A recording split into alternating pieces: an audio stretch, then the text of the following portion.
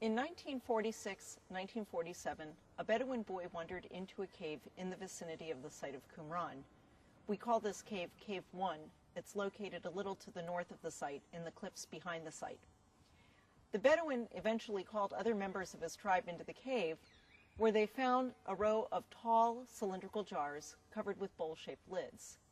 The Bedouin opened the jars, and at least in a couple of them found ancient scrolls which they removed from the cave. Altogether, the Bedouin eventually removed 7 complete or nearly complete scrolls from Cave 1 at Qumran.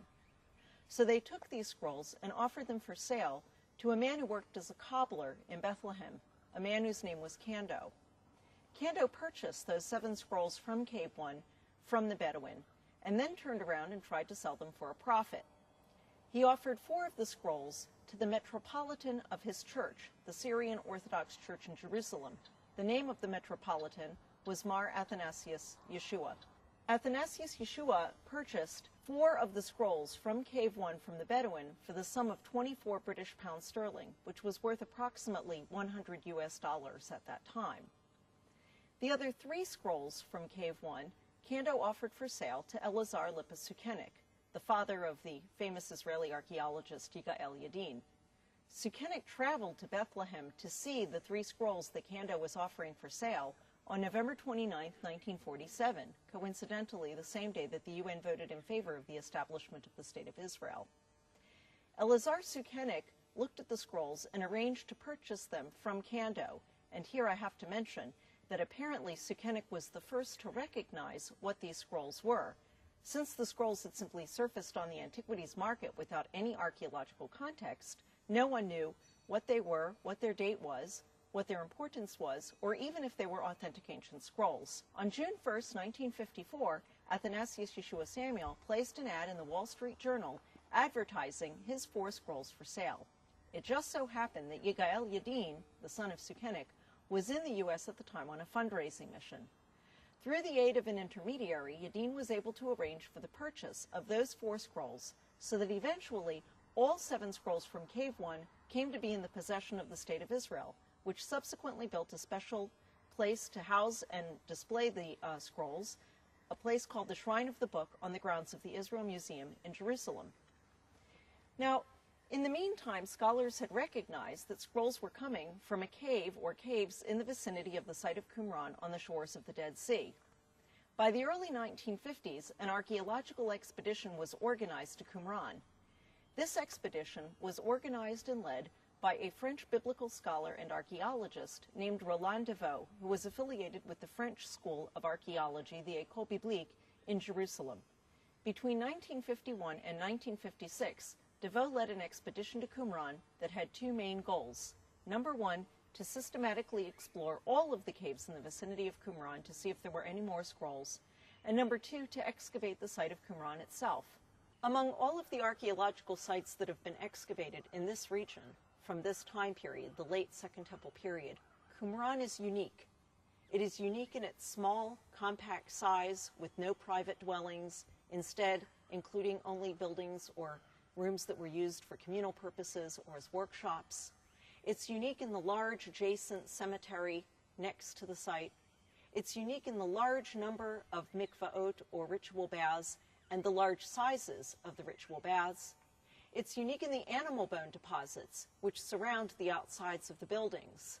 In other words, we have no archaeological site like Qumran anywhere else, and what makes it most special is the association of the scrolls. Nowhere else do we have scrolls deposited in caves around the outside of a site. Together, the scrolls and the archaeology tell us the story of this community.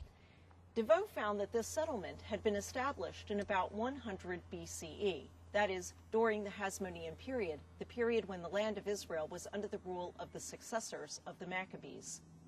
The settlement was then occupied until the year 31 BCE, when it was destroyed by an earthquake. Devaux found clear evidence for the earthquake in the settlement, including a crack in one of the mikvaot, in one of the ritual baths, and including in the pantry, where the dishes had fallen onto the floor. After the earthquake, the inhabitants cleaned up the site and continued to live there until approximately 9 or 8 BCE, when the site was again destroyed, this time by a fire, a fire apparently caused by an enemy who came and destroyed the settlement. It was then abandoned for a short period after that destruction and reoccupied by the same community until its final destruction in the year 68 CE at the time of the first Jewish revolt against the Romans. In other words, when we look at Qumran, what we are looking at is a settlement that dates to the 1st century BCE, 1st century CE, through the period when the Romans come in and take over the country, and up until the time of the first Jewish revolt against the Romans in the year 68 CE.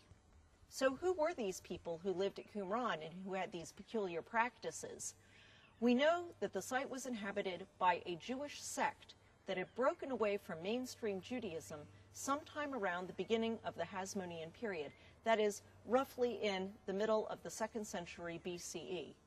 This sect separated itself due to differences over the interpretation and practice of Jewish law, focusing specifically on disagreements about the cult in the Jerusalem temple, that is, the sacrifices in the Jerusalem temple. This sect believed that priests who were not fit to serve in the temple were now conducting the cult, the sacrifices in the temple. They therefore refused to recognize the legitimacy of that priesthood and therefore the legitimacy of the sacrifices offered by that priesthood, which by way of extension would not bring redemption.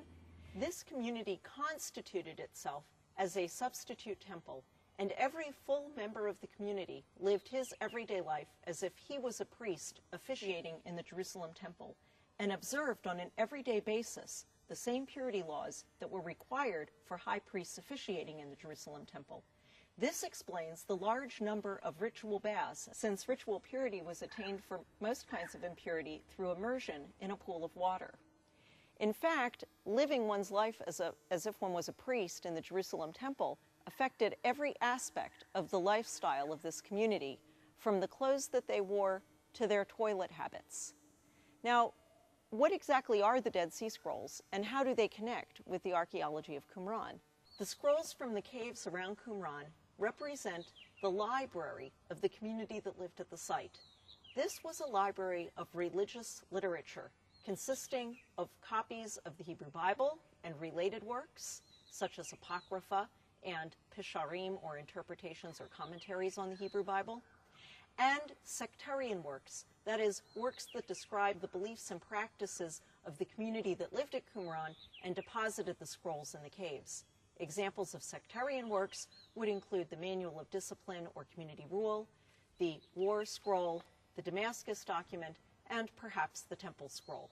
These scrolls describe for us a community with beliefs and practices that match very closely what we see in the archaeology of the site of Qumran. And in fact, we can use the Dead Sea Scrolls to help us understand the lifestyle of this community. Now, sometimes people identify the community at Qumran with the Essenes. Nowhere in the Dead Sea Scrolls is the word Essene mentioned, at least not by that name.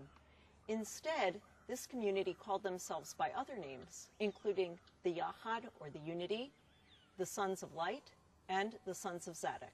We learn about Essenes from contemporary ancient historical sources, most importantly Flavius Josephus, the ancient Jewish historian who lived in the 1st century CE, Philo Judaeus, the Jewish philosopher from Alexandria who lived in the late 1st century BCE and 1st century CE, and Pliny the Elder, the same Roman Pliny who died when Mount Vesuvius erupted in the year 79 CE.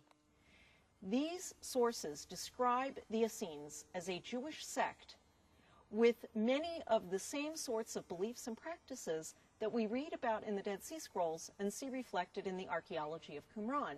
Furthermore, Pliny, in describing the Essenes, locates them in this same region, that is, on the northwest shore of the Dead Sea to the north of En-Gedi. And therefore, many scholars identify the Essenes mentioned in our ancient sources with the community that lived at Qumran.